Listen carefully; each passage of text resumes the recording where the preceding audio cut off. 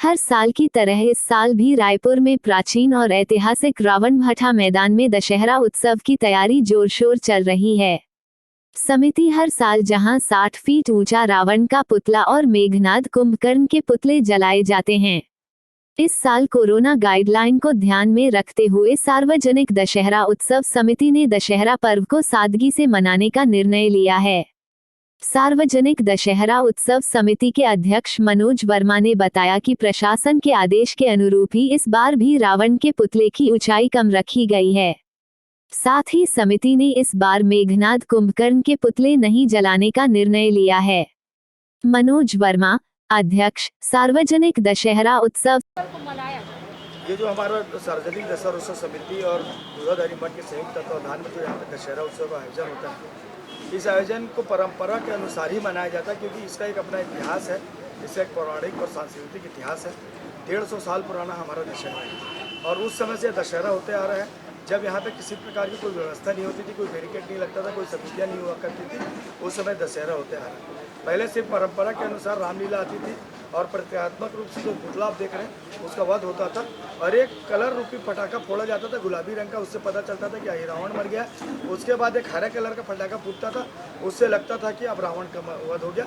और लोग यहाँ से सोन पत्ती, जो हम लोग परंपरा को निभाते हैं, रावण दशहरा के दिन रावण वध के बाद सोन पत्ती एक दूसरे को वितरित करते हैं और खुशी मनाते हैं कि हमने अब उस दशहरा से स्वर्ण अपने घर लेकर के आया है।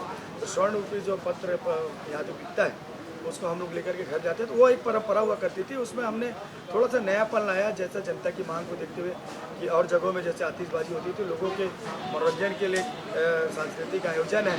सांस्कृतिक आयोजन मंच के माध्यम से जो हमारे पारंपरिक त्यौहार हैं, उन सब त्यौहारों को लेकर के जो एक संगीत गाना के रूप में बना है, उसको यहाँ पे मंचस्थ किया जाता है। साथ ही हमारे जो पतंगबाजी की जो यहाँ व्यवस्था है, जो बहुत सालों से चलती आ रही है, अब धीरे धीरे वो ख़त्म होने की स्थिति में, तो हमारी समिति के द्वारा उसमें जितने भी यहाँ प्रतिभागी जो दर्शनार्थी आए रहते हैं, उनके बच्चों को पतंग है, धागा चक्री है, वो सब का वितरण हम लोग करते हैं, ताकि वो एक इस मैदान की परंपरा बनी रहे। वो खाली हाथ आते जरूर है, लेकिन यहाँ से हम उनको पतंग चक्री देते हैं ताकि वो लोग उसको उड़ाएँ। साथ ही अखाड़ा, यहाँ पे अखाड़ा भी उसी वक्त से मतलब आता रहा है आसपास के अंचलों से। वो अखाड़ा लोग यहाँ पे जो रामलीला का मंच है, उसमें वो लोग पूरा अखाड़े का प्रदर्शन करते हैं, जिसमें लाठी चालन है, तलवार चालन है, चक्रा चालन है और उछल कूद करके उन लोग जो है प्रदर्शन करते हैं। और जो मैंने कहा कि इसके पहले बालाजी की पालकी जो हमारे यहाँ आती है, उसका एक अलग ही स्वरूप होता है। बालाजी की पालकी का एक अलग परंपरा है। साल में एक बार बालाजी हमारे इस मैदान में आते हैं, जो लोगों के दर्शनार्थ के निकलते हैं, अपनी संपत्ति को दर्शन करने निकलते हैं। और रामलीला जहाँ होता है वहाँ पर उनको विराज किया जाता है। और जब रामलीला खत्म हो जाता है, रावण का वध हो जाता है, तब बालाजी भगवान को यहाँ से लेकर के जाते हैं। और जब वापस जाते हैं तो घर में जितने भी घर पड़ते हैं उस रास्ते में, सभी घरों में उनकी पूजा की जाती है और पूजा करके उनका आशीर्वाद लिया जाता है। कोरोना और ये इसका पानी की व्यवस्था आज जब हम त्यौहार मना रहे हैं, तो कहीं ना कहीं हम कोरोना से उभरे नहीं हैं। कहीं ना कहीं कोरोना हम लोगों को एक दूसरे से दूरी बना करके जो रखा था, इस त्यौहार के माध्यम से हम थोड़ा सा करीब आने का प्रयास कर रहे हैं। प्रशासन भी उसमें सहयोग दे रहा है। प्रशासन का मानना है कि आप त्यौहार मनाइए, लेकिन आज भी आपको सुरक्षित दृष्टि से मनाना है। पहले आप जितनी भी व्यवस्था रखते थे, उसका आप आधा बैठने की व्यवस्था रखें और चाट ठेले वाले और जो भी आते हैं उनकी भी व्यवस्था दें, लेकिन सुरक्षित रूप से दें।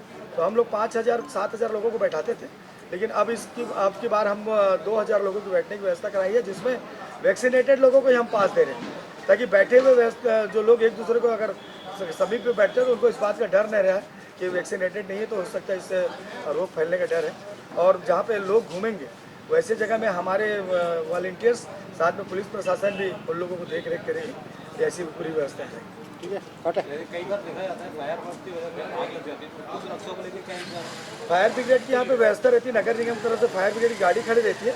और साथ ही जो हमने अभी बताया कि यहाँ से कम 200 मीटर दूर जो एक आम का बगीचा है, इस रावण भाटा का मैदान का बगीचा, उस मैदान के चारों तरफ पेड़ है और उस पेड़ के बीचों बीच में हम उस पटाखे का जो ऊपर जाकर के फूटता है उसकी व्यवस्था रखते हैं, ताकि वो अगर पटाखा नीचे भी फूटता है तो पेड़ों के माध्यम से रुक जाए, पब्लिक तक के ना है। और बाकी जो मैदान में जो पटाखे फूटते हैं उससे किसी प्रकार के जलने का उसमें कोई आशंका नहीं रहती। वो जो अनारदाना रूपी पटाखा रहता है उससे जलने का कोई आशंका नहीं रहता। ऐसा हमारे आतिशबाजी वालों से हम जानकारी लेकर के उस पटाखे को लगवाते हैं। ठीक है, बहुत बहुत धन्यवाद। लेटेस्ट न्यूज के लिए सब्सक्राइब करें और बेल आइकन पर क्लिक करें।